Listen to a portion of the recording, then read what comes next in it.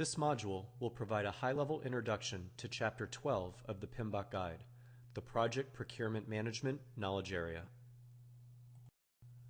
Project procurement management includes processes to acquire products or services from outside of the performing organization needed to successfully complete the project.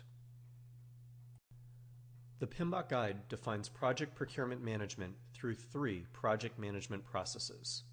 In the planning process group, the plan procurement management process helps develop a project-specific approach to performing the other procurement management processes.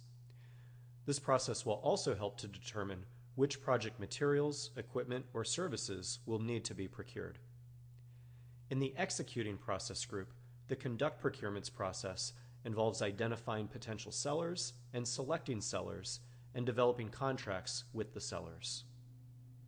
In the monitoring and controlling process group, the control procurements process entails ensuring that the terms and conditions of each contract are being fulfilled and coordinating the procurement performance with overall project performance. In procurement management, agreements or contracts will be established with vendors and contractors.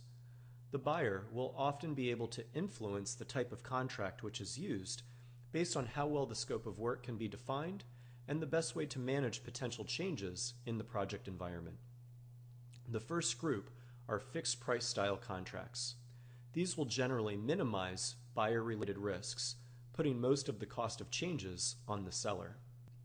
In the firm fixed price contract, the buyer pays the seller an agreed-upon flat rate for a product or service. The seller is responsible for changes in the project environment, such as bad weather or the cost of materials. In the fixed price with incentive fee, the buyer pays seller a fixed fee plus pays incentives to the seller tied to performance. In this agreement, the seller is still responsible for costs above a specified price ceiling. In a fixed price with economic price adjustment, the buyer and seller agree to a fixed price for the work and estimate the average price of commodities which are subject to change, such as the price of oil.